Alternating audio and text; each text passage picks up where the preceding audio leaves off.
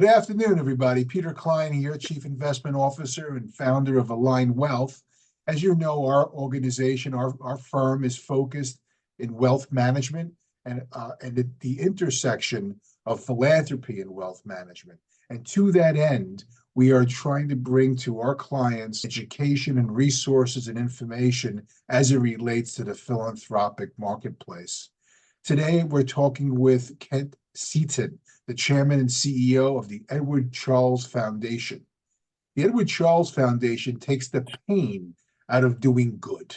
It's called a fiscal sponsorship organization, and they currently operate 220 charitable initiatives on the behalf of changemaker clients, ranging from solving food poverty, and ending homelessness, saving endangered species, curing incurable diseases, and so much more. So welcome, Kent. How are you? I'm doing great, Peter. Thanks so much for having me on. Welcome. I appreciate you spending some time with us. So give us the background. I know that you're an attorney by trade, so tell us how you got involved in this organization. Yeah. Again, thanks for having me. Really appreciative to be here. I have professionally been in the charity and philanthropy industry for 25 years. I've been in the industry, exclusively in this industry, meaning I haven't served in any other industry. So I've got a lot of background in the industry. I am a tax lawyer for 25 years and advised individuals and families on the types of charitable structures that are possible. And in doing that, I've learned a little bit about doing good and the practicalities of doing good, the motivations of high net worth families and individuals in doing good. And as a result of that, I've come from a certain perspective that doing good should be easy. Right. You said it yourself, right? Taking the pain out of doing good. And you sort of smile at yourself and say, how hard could it to be doing good? And the answer is a lot harder than you think. And so there have been a lot of incredibly enthusiastic individuals, wealthy, that have had incredibly painful experiences in doing good. And part of it is that the individuals that sort of serve the community, a lot of them aren't the most professional. They haven't come from the business world, understand efficiencies, economies of scale, execution, operational, how to achieve goals, build teams in a business-like manner. A lot of the charitable structures aren't run in very expert ways, right? And it's an analogy I give a lot, but if I told you and somebody came to me and said, hey, I want to do good, well, it depends what you mean by that. Now, if you want to go down and feed the homeless at a soup kitchen, we can go do that tomorrow, Peter. You and I could go down and we could ladle the soup in their mouth. And we do good. Okay, that's one type of doing good. Second That's type, hands-on. Let's call that correct. The hands-on way. Okay. Yes, sir. Yes, sir. There's another kind of doing good is, let's say we want to scale that business and we want to feed thousands of individuals that are homeless. Totally different. That's not Peter and I ladling food into people's mouth. That's called a charitable enterprise. So one of the things I try to do, Peter, when I have conversations about philanthropy, is I try to make sure we're all on the same page here, because it's kind of important. We're going to have a conversation. We better be talking about the same thing, right? So now I'm helping. This is the way I work. I help people understand what doing good really means when you're trying to scale the good. Now people start to understand, I think I'm getting this a little bit. That's why he says doing good is hard, because feeding one person ain't hard. You and I can go down there and do that tomorrow. Easy. Scaling it to thousands, not so easy, right? Especially when you consider many of the folks that are these do-gooders, these philanthropist folks, our clients, are active entrepreneurs, business people, active doers, and they don't want to be in a box that prevents them from doing what they think is the most important do-good mechanism or way of doing it. Is that part of what you sort of help them do? That's well, yes. I'll get into exactly what we do, because on some level, philosophically, yes, we are all about an active, engaged philanthropist. Okay, not a check writer, and an individual that wants to scale good. Again, if you want to go down a soup kitchen, I can introduce you tomorrow to a soup kitchen person, and they'll help you do that experience. If you want to feed a lot of people, and there's some wealthy people out there, Peter, that aren't interested in just feeding one person. They're interested in solving food poverty, like seriously. Okay, so Big job. these are the people. Correct, right? We're framing this. We have to have the conversation. We'll never arrive anywhere. That's why this is a conversation between you and I, right? Where are we headed? Where is the client headed here? So they want to solve something. Again, not just do good, but solve issues, okay? And so that's why it's important to really think about the sector, right? Overall, how does it work? And to your point, and this is actually, you made a great point, how much should be paying you money in a way, but at some point in time, somebody has made enough wealth, okay, that they are in a position to begin to think about others, like meaningfully, meaning they think about others, but like literally, like actually putting money into an enterprise because they have so much money. We'll talk about levels of wealth and what people can do, by the way, because I actually have a lot of thoughts around that as well, okay? But at some point, they are now in a position to give back financially, emotionally, meaningfully, in a way that's scaling. Okay. Scaling is the key. That is because just to give the framework to our audience, of course, as our audience knows, a wealthy person, a philanthropically minded family can certainly make contributions to nonprofits through different types of vehicles or simply write a check out. But is that scale? That's the question that Kent is asking here. Is That's that right. scale? Remember, we're talking about a top, very super wealthy family or person, and they don't want That's right. necessarily to be That's held right. back. There you go. And so you are really, I appreciate it. I mean, I know this is a conversation to help me explain things, but you're helping craft the conversation. We can get to really the point of all this stuff, of what's important, why you have somebody like me on the show today. And so that is correct, right? So this becomes the issue, Peter, is basically to do good and scale it. You have a couple of available charitable structures, okay?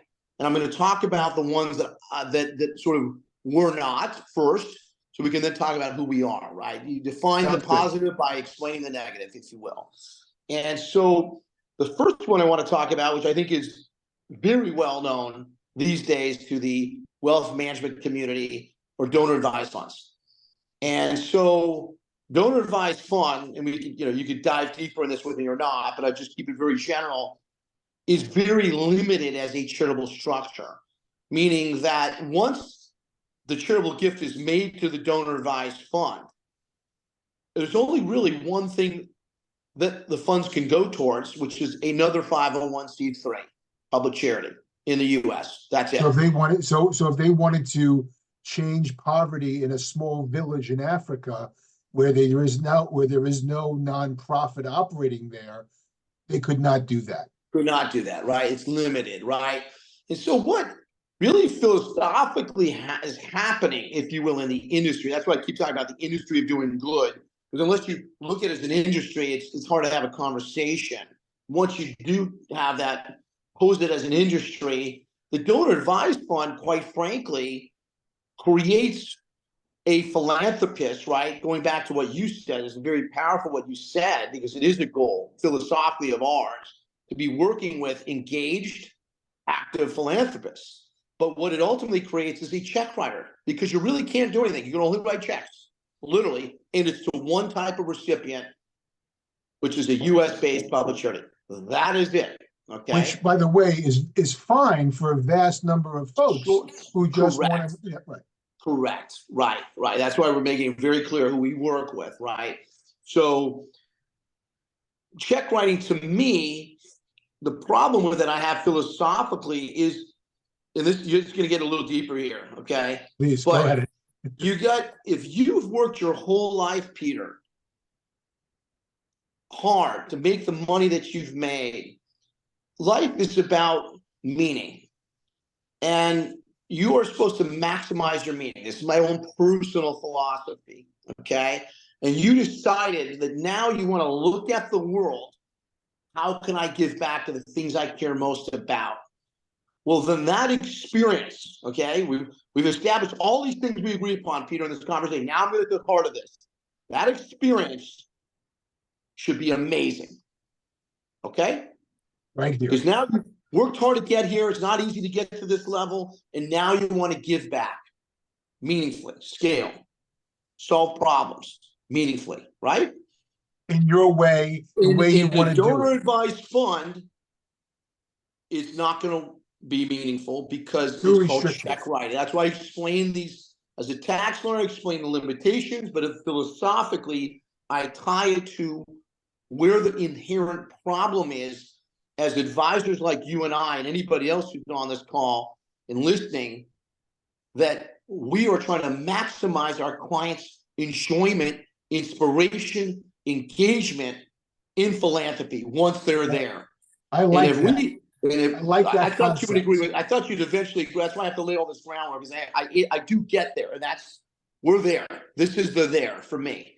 Okay, so not a fan of donor advised funds for that reason. Now, if it's a parking place for charitable funds, I'm okay with it for some reasons. And if somebody wants a sidebar with me, I can explain what that is. But I'm just laying out my philosophy, And How about foundations, Ken? Right. Okay, now we're going to jump to foundations. So private foundations, the reason why I'll talk about this topic a little bit too. By the way, I'm a little more bullish on private foundations. I like them a little bit better. But they're more flexible, right, Kent?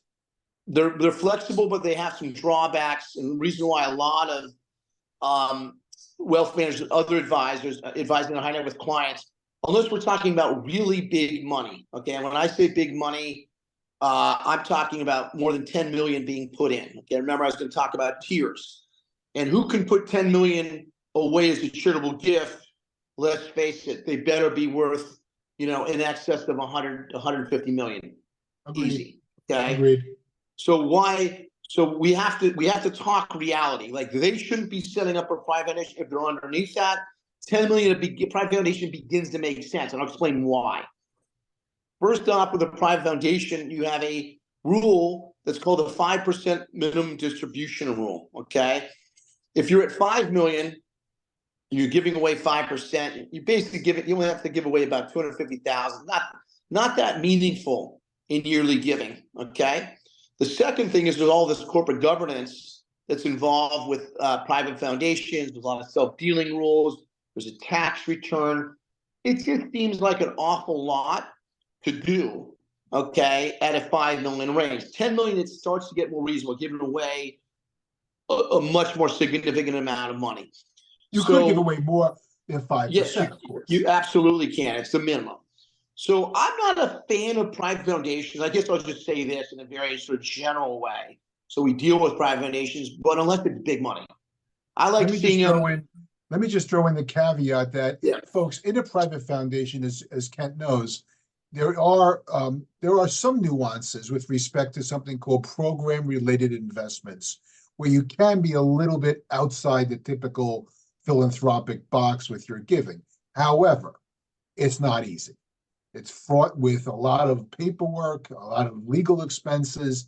It's not a simplified process to affect change and impact. And I think what Kent's getting at, and I'm not going to steal your thunder, but I think what you're trying to get at is how can, and I think what your organization is doing is jump-starting that giving without being stuck in a box. But go ahead. I'm sorry. Yeah, no. I think, listen, you're just trying to get out. Hey, what is this guy? Why does he have these opinions? And I want that. It's important because it wouldn't make any sense why I'm doing what I'm doing if we didn't share these opinions about donor advised funds versus private foundations. But at least you understand why I'm more of a advocate of a private foundation at a higher number, meaning like somebody's going to put in 50 million or 100 million. I'm good with that decision. Okay. Now, what's cool, and this is kind of going back to your introduction, is there's an alternative to donor advised fund, which is incredibly attractive and has been attractive to the wealth management profession as an example of an easy way to make a charitable gift without having to set up your own private foundation. All the sort of governance and compliance and all of those things. There's an equivalent type of umbrella, because the donor advised fund is an umbrella called the fiscal sponsor fund. And that's what we run. Okay. What's it called? Fiscal sponsor fund. Okay. Also called fiscal sponsorship. We didn't create this. There's different fiscal sponsors in the United States. And it's a similar thing. You make a gift. It's an existing corporate entity that's classified as a public charity it's a person of the IRS's taxation purposes. At the time of gift, just like a donor advised fund, the donor gets a deduction for the up to 60% of their adjusted gross income if it's in cash, and up to 30% if it's in non-cash. And then the funds go into essentially a restricted or segregated fund or account, just like a donor advised fund. The difference is it doesn't have any of the limitations that a donor advised fund has. And on top of it, wait for it, it doesn't have the 5% minimum distribution requirement that a private foundation has. It doesn't have the excise tax on net investment income that a foundation has. It doesn't have the strict self-dealing rules that a private foundation has. It doesn't have the expenditure policies on gifts to foreign organizations that a private foundation has. It's got all this flexibility, and on top of it, it's tax exempt, just like a private foundation, just like a donor advised fund. Okay, which means that as a wealth manager, as you grow assets, you're not getting taxed. It's the same thing. It strikes me as a little concerning that a wealthy person could make a contribution to a fiscal sponsorship organization, receive the tax deduction that they would get if they were going to a DAF or a foundation, and not have some guardrails. Does the fiscal sponsorship organization inherit those guardrails? Yes, absolutely. Now, yeah, so when you talk about guardrails, there's a basic guardrail with all structures that I named off: private foundation, donor advised fund, and fiscal sponsor fund. And that basic guardrail, it's very simple actually, is the funds must be used for charitable purposes. Okay, that's the guardrail. Now, there's much deeper guardrails with donor advised funds, because you can literally, yes, it's used for charitable purpose, but you can only write a check to one type of recipient. That's the guardrail. Here, you can hire somebody to design a charitable program to feed 1,000 people. You could own a facility. You literally can act as if it was your own charitable structure without having all the reporting obligations, without having all the accounting obligations, and much like a donor advised fund, really take all the pain. That's why we say we take the pain out of doing good, right? So now you have a whole team, because we have a team where you're not the only person. Well, if you set up your own private foundation, Peter, you have to hire your team. We have a team. Very different experience. Again, I told you, I've been in this sector a long time. I was one of the biggest early on. I was an entrepreneur. I set up a business setting up 501c3s online. We set up thousands a year. I was the biggest in the country at that time. So I've seen a lot of charities set up, and I've seen what happens when they set up. And doing good is hard. And what strikes me is interesting here, folks, is the clients that the Edward Charles Foundation, that come to the Edward Charles Foundation. These are entrepreneurs. These are folks that built. They're builders. They're people who put their blood, sweat, and tears into their organizations. They're not going to be happy with a simple check writing kind of program. They want to see it. They want to build it. They want to be there. Go back to our example of the small village in Africa. So are you saying that, one of these titans of industry, these entrepreneurs come to you and they say, listen, I want to fix this problem, and here's how we're going to do it. And your organization allows them, helps them through that? Yeah, it's again, it's more like a back office accounting. We're not philanthropic consultants. I want to sort of clean that up a little bit. We work with a lot of them. So a client says to us, to your point, we're more the structure, just to be clear, but we deal with so many interesting people. A client may say to us, hey, I've written a book about women in literature, and I want to, educate young women on literature, for example. And we'll connect them with philanthropic advisors that will design a charitable initiative to do that, right? Create a whole book tour, create curriculum. We wouldn't create all that. We're the back office. We write every single ACH check and wire. We're the actual entity itself. Technically, we report to 41 attorney generals. We're fully audited. We give you a full set of financials, everything. So really an accounting back office with fiduciary duties, Peter. I see. I don't want to overstate, just because I'm talking intelligently, if you will, about doing good. I'm not a strategist. I'm not a consultant. But you'll help them find, you may be able to direct them to a philanthropic advisor. Correct. So that's the critical piece. And it takes a village literally to do good, right? You need great professionals, you managing the money. And by the way, it's another thing, Peter, you'll be happy to hear, because most wealth managers are. With our platform, it's agnostic, meaning that our clients can use wealth managers of their choice. That's number one. That's very big, by the way, because a lot of donor advised funds don't allow that, as you know. Two, subject to the prudent investor rules, it's open in terms of the investment products, which you also know, Peter, is not common to donor advised funds. That's true. So a lot of our job, Peter, as you can see, because we've had a couple conversations before offline, is education. You got to understand this to go, well, what doesn't even make sense? And I'll conjecture. I've had a couple people, a very, very successful lawyer in LA. He's worth about $500 million. He's a client. And I try to convince him, because you can convert your donor advised fund into a fiscal sponsor fund. And I want to talk about that. I try to convince him to do that.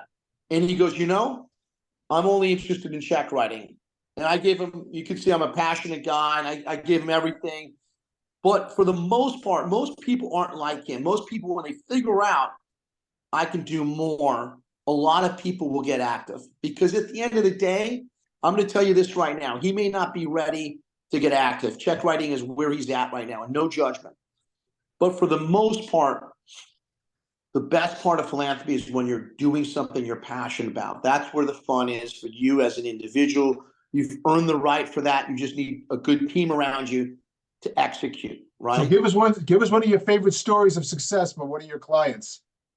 Well, currently, a couple fun success stories.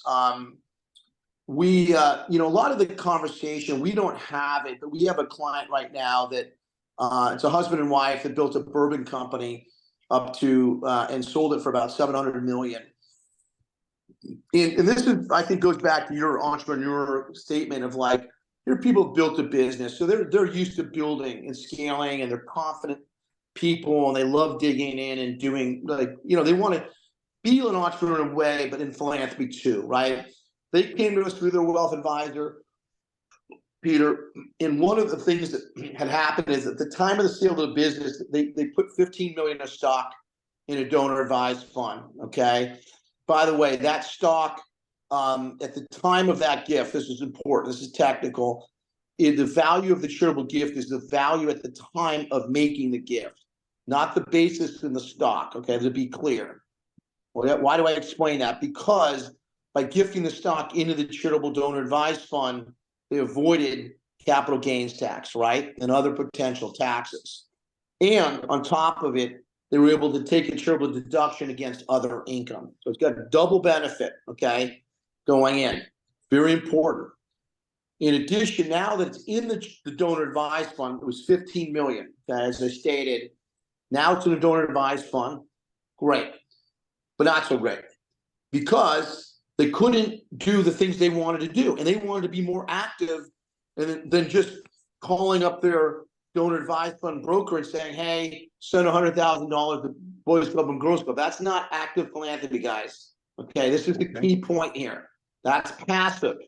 That's weak. I'm going to use terminology. That's weak stuff. These people are more than that, Peter.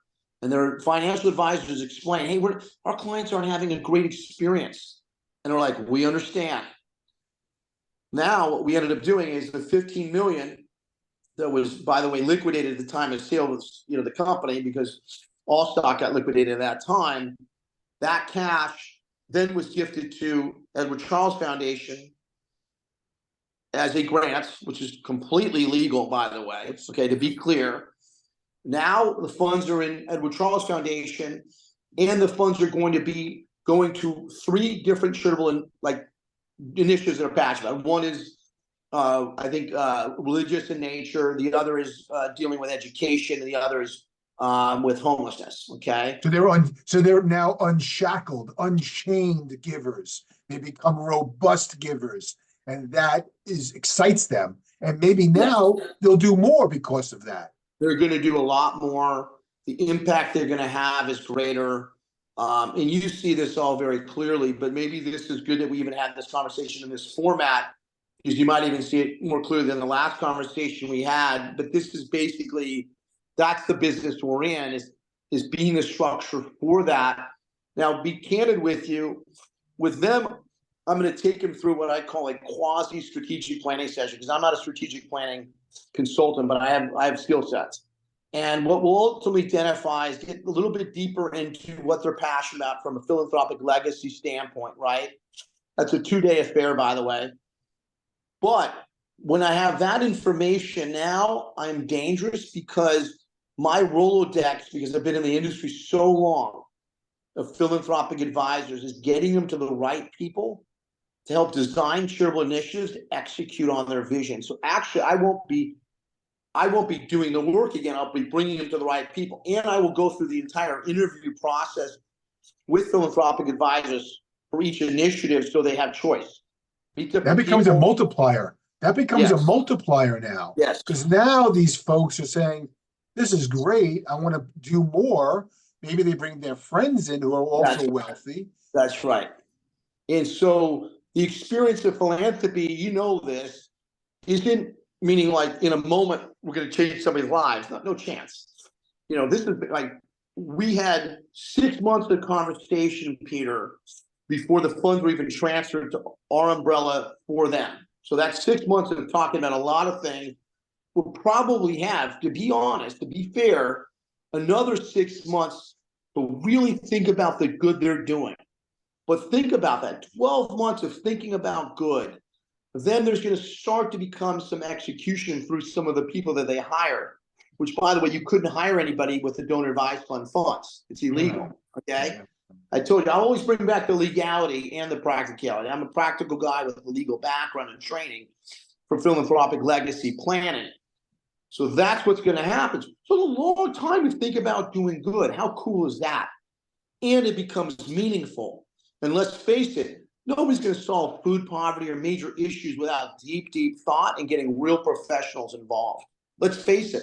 These are industries. I call this an impact. I'm calling this an impact multiplier. That's what I'm calling. I think so. I think it's very good. And listen, by the way, like, there should be more people doing what we do. I'm not one to say, hey, we should be the only game in town. I'm telling you how we think about it. It's very solid thinking for the industry. Excellent. It'd be hard to argue with what we've just said today, just being candid, if you thought about it. I love it. And I thank you. I thank you for your time. This is great. We covered a lot of ground. Is there anything else that we might have missed or you want to speak of? I think we covered. I think the biggest thing I would say, for folks, is there's 2 kinds of people that could be that advisors could be listening to, and they have clients around. One is somebody who's has developed the wealth or about to have a major capital event, right? And they're thinking about getting allocating some charitable funds, significant stuff, a couple million or more. The other is somebody who's already put funds into a donor advised fund. And I just want to say for those folks, there's a way out. And so be aware of that, because a lot of what we're doing lately is having these conversations, Peter, with have existing donor advised funds, educating them to this level.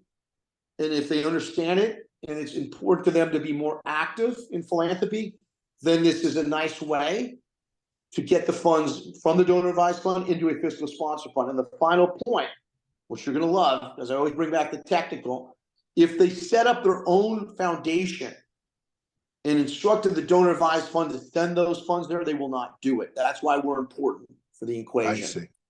Okay, And how does even it, for that. by the way, even how for does it, that. how does a 990 work? So now Well, that they've, yeah. is it your, go is ahead. it who reports a Yes. 990? All of the income and expenses come on our 990. So we have a very thick 990. Also, I think it's worthy of mentioning, because if you're listening to me, nobody knows who we are, but we do about, between two different structures I run, we give away about $1.5 to $2 million a week on behalf of our 220 clients. So we're not huge, but we're also not insubstantial. It's a small industry, to be candid. And you know what? It motivates you, right? It's what you do. You see that you see the Yeah. change you're making. It's wonderful. I want to thank you for your time today, Kent Seton at the Edward Charles Foundation. Thank you for being our guest today, and look forward to anybody who wants to learn more. Of course, they can reach out to us at Align Wealth. We'll put you in touch. Thanks, everybody. Thanks, Kent. All right. Thanks again, Peter. Appreciate you.